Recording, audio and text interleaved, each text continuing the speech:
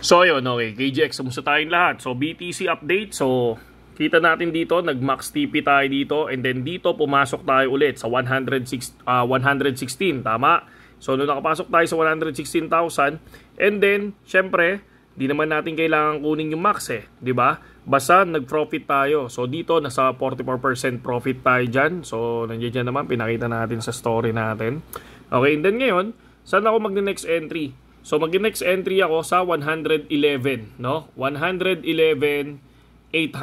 So ayan siya, no? 111,800 ang next entry ko dito. Hindi to financial advice.